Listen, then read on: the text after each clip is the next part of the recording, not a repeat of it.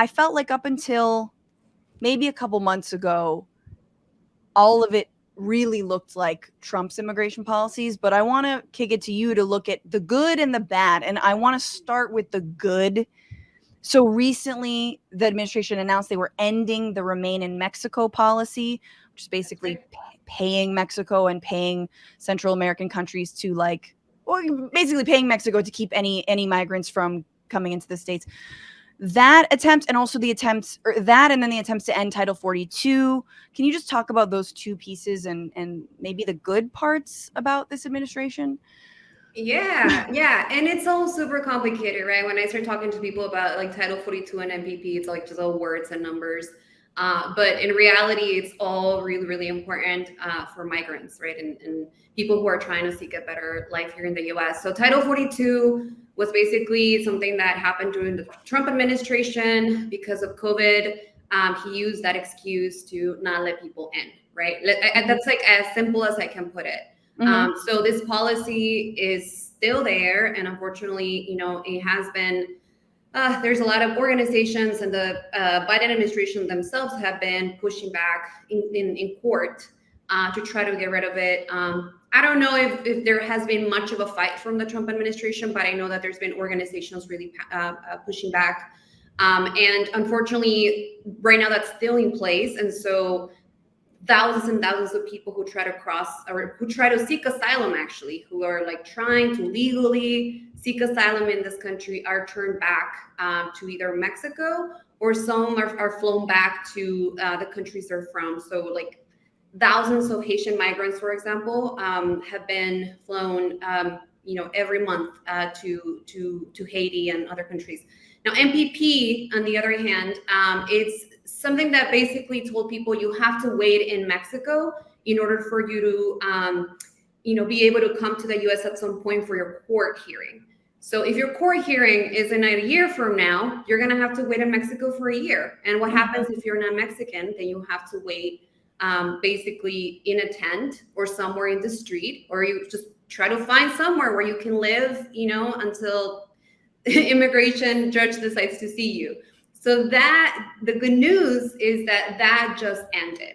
So there's now a lot of hope for people who have been waiting in Mexico for months or years to, trying to seek asylum here. Now they're going to wait here in the U.S. with their families, and at some point, hopefully, see a judge and have a fighting chance to stay here in the U.S.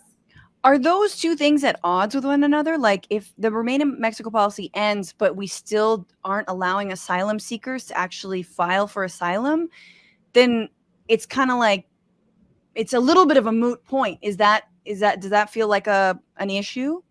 Yeah, I mean, so right now the challenge is that there's some people who are able to seek asylum or to be able to come, right? For example, young children or people under 18, they are basically exempt from Title 42. So if they come on their own, right? Which you have kids, literally children coming.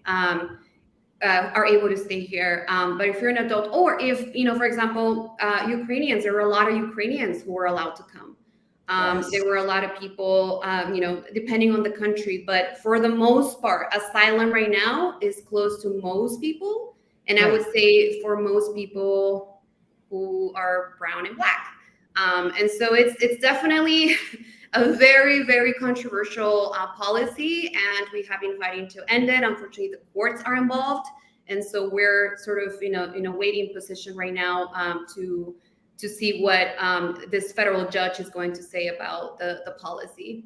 Yeah, I mean, and the best part about it, I mean, yes, you pointed out the Ukrainian versus Haitian, double standard in terms of who is allowed to seek asylum in this country, but also, you got the pandemic, which is supposedly the reason we have Title 42, and it's the Republicans and like right-wing judges who are like, no, we need to keep Title 42 because of the pandemic. It's like, motherfucker, I thought you didn't believe in the pandemic. Like, I thought you, and you're like, just say what you mean, which is, well, I think that migrants carry diseases. Anyway, like, when we all know it's vacationing gringos bringing back hella COVID and also spreading it.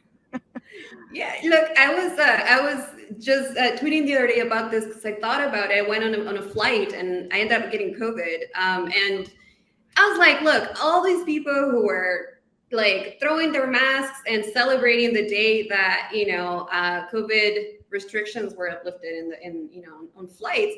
I'd say a lot of those people would be in the camp of saying, let's keep them there because Yeah.